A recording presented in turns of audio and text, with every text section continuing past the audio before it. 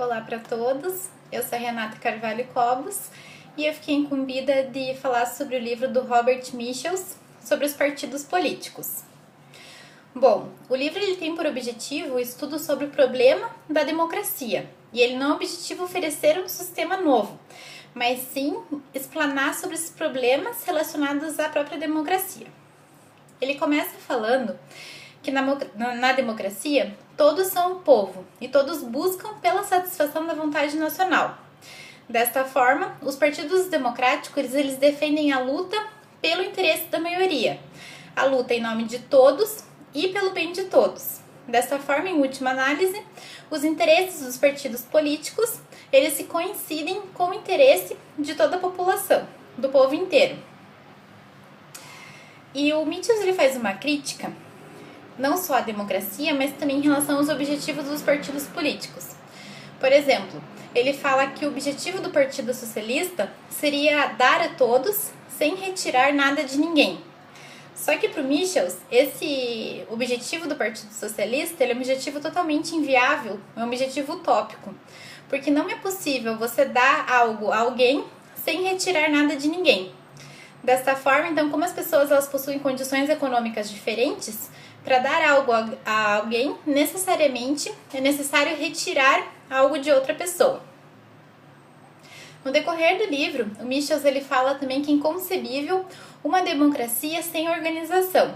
Ele entende que a organização é o único meio para levar adiante a vontade do povo, a vontade coletiva, essa vontade geral. E que a organização é uma arma dos fracos na sua luta contra os fortes. Por quê? Porque as pessoas fracas, unidas, elas ganham força, elas têm o direito de voz quando elas são unidas. Já o trabalhador isolado, ele não tem força nenhuma. Dessa forma, ele entende então que a probabilidade de êxito depende da organização das pessoas conduzidas sendo por uma base de solidariedade, tendo interesses idênticos também. Que os trabalhadores sozinhos, eles não têm poder, não têm direito de voz. Têm o direito de voz, só que não conseguem exercê-lo. Desta forma, então, ele fala que o trabalhador afastado do grupo organizado, ele é indefeso, pois ele nunca vai conseguir ser mais forte do que aquele grupo pequeno que detém poder político e econômico. Então, o ideal prático da democracia consistiria num governo próprio das massas, de acordo com as decisões proferidas nas assembleias populares. No entanto, tendo em vista o tamanho do Estado e o número populacional, é totalmente inviável a realização de assembleias populares para qualquer demanda atinente ao Estado. Desta forma, acaba sendo necessário que a população ela delegue esse seu poder soberano para os representantes. E quando ele fala dessa delegação, ele menciona que, mesmo havendo essa delegação, continua a existir o princípio democrático, tendo em vista que esse princípio ele procura garantir a todos uma influência igual e uma participação igual na administração de todos os interesses comuns, mesmo havendo a representação. Então, todos os eleitores e todos os elegidos para a função, eles têm necessariamente que se submeter a essa vontade da massa.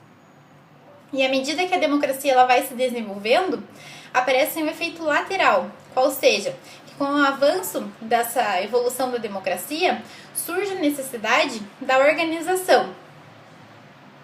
Então, a democracia, ele fala que a democracia está em fase descendente, porque quanto mais a democracia cresce, maior é a necessidade de organização. E ele fala que onde a organização é mais forte, verifica-se que é menor a aplicação da democracia. E isso por quê? Porque quanto mais extenso e ramificado é o aparato da organização, maior é o número de seus membros e menos eficiente, consequentemente, é o controle exercido pela massa em relação a esse grupo de líderes. Então, desta forma, o crescimento da democracia faz com que necessariamente ela tenha que se organizar internamente. E essa organização interna, por exemplo, do Partido Político Democrático, para esse Partido Político Democrático conseguir desempenhar suas funções, ele internamente vai ter que ser organizado. E essa organização interna, consequentemente, não tem como ela ser democrática, porque não tem como todas as pessoas que fazem parte desse partido manifestarem a sua vontade, porque devido ao grande número de pessoas, essa manifestação de vontade de todo mundo acaba se tornando inviável. Então, o que o partido político, mesmo que democrático, tem que fazer? Ele tem que se organizar internamente, ele tem que fazer a divisão das funções dentro do partido, e, consequentemente, essa estrutura do partido vai passar a ser mais democrática e vai ter que ser hierarquizada. E com essa hierarquia dentro do partido político, o que ocorre? A massa populacional que fazia parte do partido político, ela acaba deixando de ter tanta influência dentro desse partido. Por quê? Porque os líderes do partido é que vão passar a tomar todas as decisões. E isso significa que muitas vezes também esses líderes do partido, eles acabam tomando decisões que apenas vão convergir com o seu interesse individual e não necessariamente com o interesse do restante do partido. Então, Michels ele afirma que, à medida que a organização aumenta, diminui a informação que a massa passa a ter sobre o partido e diminui também a fiscalização, porque o aumento do partido significa a necessidade dessa organização interna do partido e, consequentemente, em ramificações, em divisões de funções dentro do partido, em que pequeno grupo acaba tomando decisão. Então, ele menciona que os líderes, eles passam a resolver as questões importantes do Partido Democrático com sua própria convicção, passando a decidir diversos assuntos sobre o partido sem realizar a consulta da grande massa da outra parte do partido. Desta forma, o controle democrático dentro do Partido Democrático acaba sofrendo uma diminuição progressiva. Isso então porque essa hierarquia passa a ser uma condição essencial para que a máquina partidária funcione bem.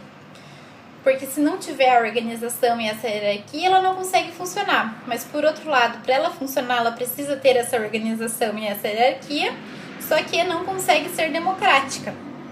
Então, o Partido Democrático, em que pese ele defenda a democracia perante a sociedade, ele internamente ele não consegue se estruturar de forma democrática, porque ele precisa dessa hierarquização.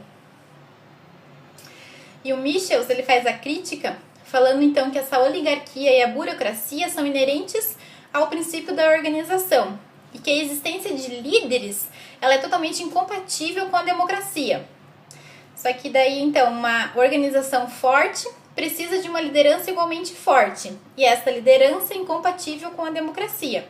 Então o partido político democrático vai defender a democracia, mas por outro lado ele internamente ele não consegue aplicar a democracia para si mesmo. Ele não é estruturalmente democrático.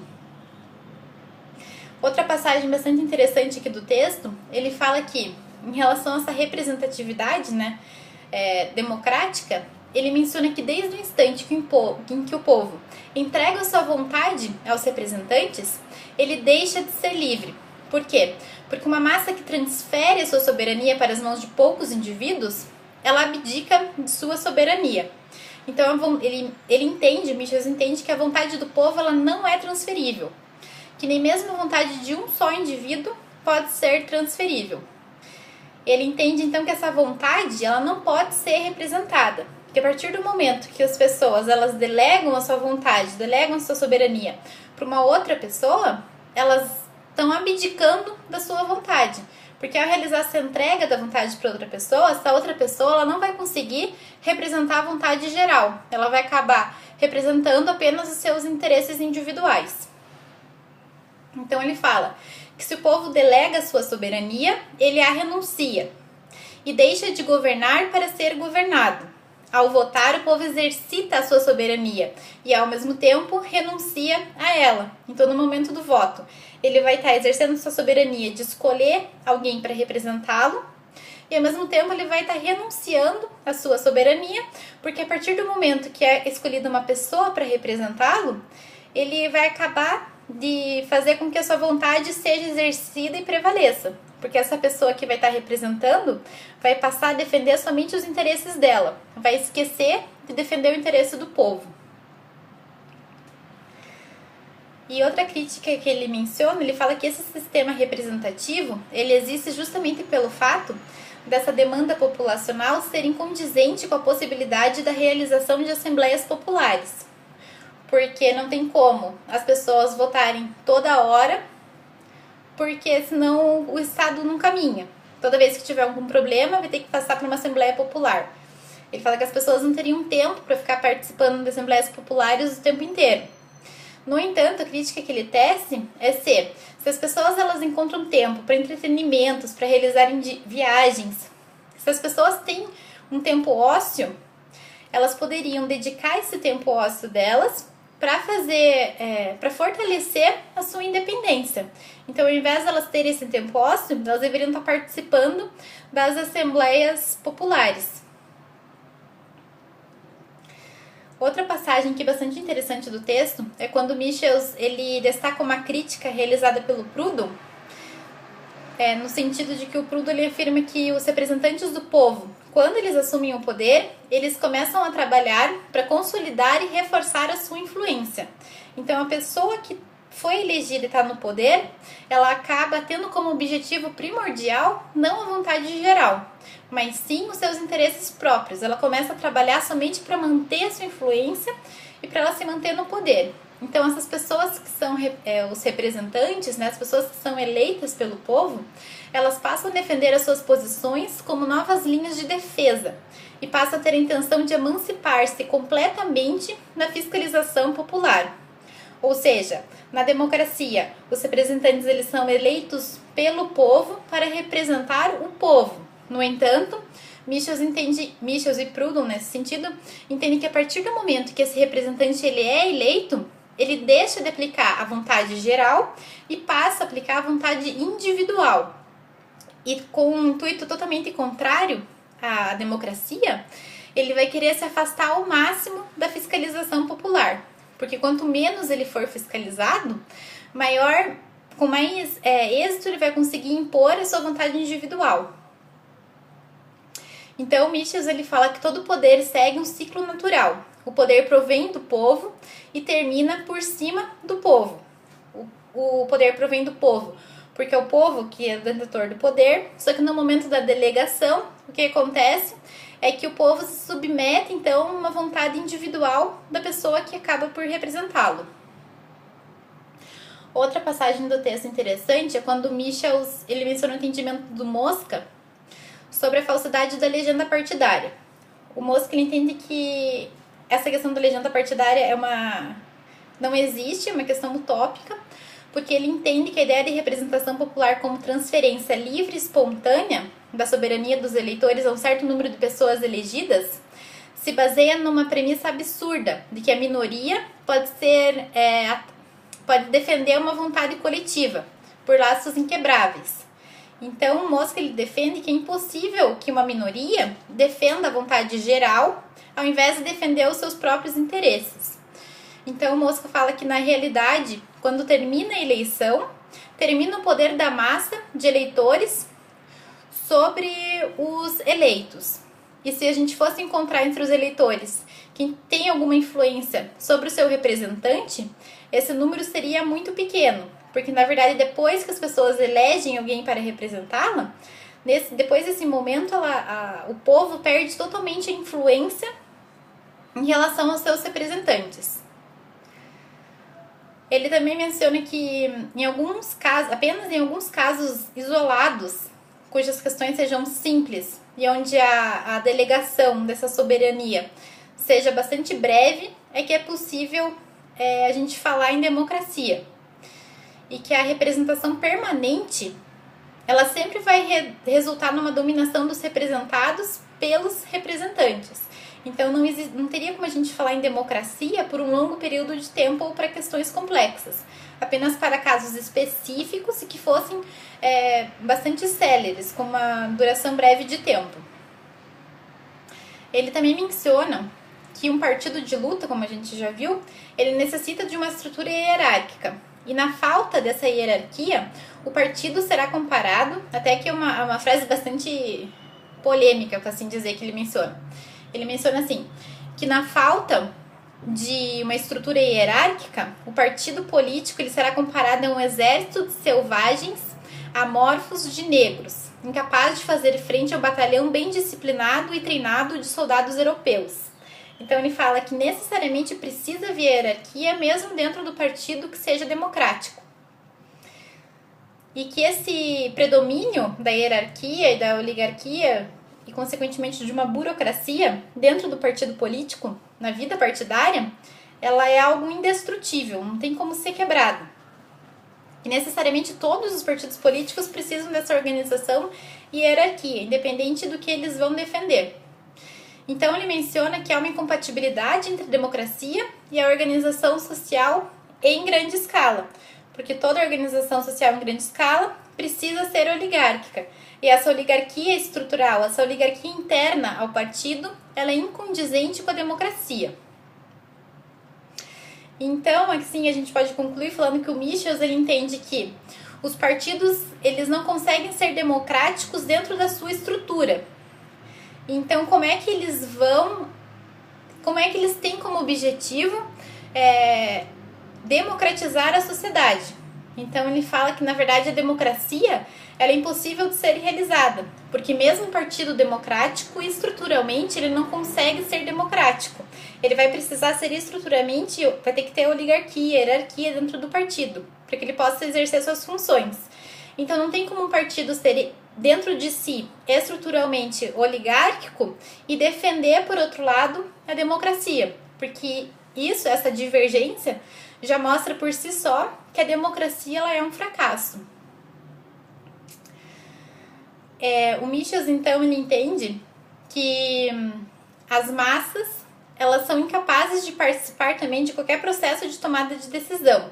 E elas necessitam de uma forte liderança. Por quê? Porque essa maioria populacional ela não tem nem educação nem cultura suficiente para tomar decisões. Então, ela acaba sendo influenciada pelos líderes, não só pelos líderes, pelos políticos eloquentes, mas também pela imprensa. Então, mesmo quando a gente está falando de democracia, de uma vontade geral, essa vontade geral, na verdade, também acaba sendo, às vezes, utópica. Porque, às vezes, o que é vontade do povo é aquela vontade que o povo pegou para ele em decorrência de ser influenciado por um líder. E não o conjunto da vontade de cada pessoa em si. Então, Michels entende que muitas das organizações de massa refletem a vontade e os interesses de seus líderes, ao invés da vontade e dos interesses da massa em si. Então, a pergunta que a gente tem para fazer aqui, depois de toda essa explanação, é se seria a democracia realmente um sistema utópico, ou será que é possível a existência de um sistema democrático, mas de um sistema não só que ele vise, que tenha por objetivo a democracia na sociedade, mas que ele também internamente consiga ser democrático e não oligárquico. Então, aqui em teoria, a meta principal dos partidos socialistas e democráticos seria essa luta contra as oligarquias em todas essas classes. No entanto, tais instituições são estruturadas de forma oligárquica. Então, os partidos democráticos, eles lutam contra a oligarquia externamente, mas internamente eles seriam oligárquicos. Então, será que é possível a gente falar de uma existência de democracia ou essa democracia seria meramente utópica? É assim que o Robert Michels acaba terminando aqui a obra dele sobre os partidos políticos e fica aí essa questão para ser discutida no nosso grupo.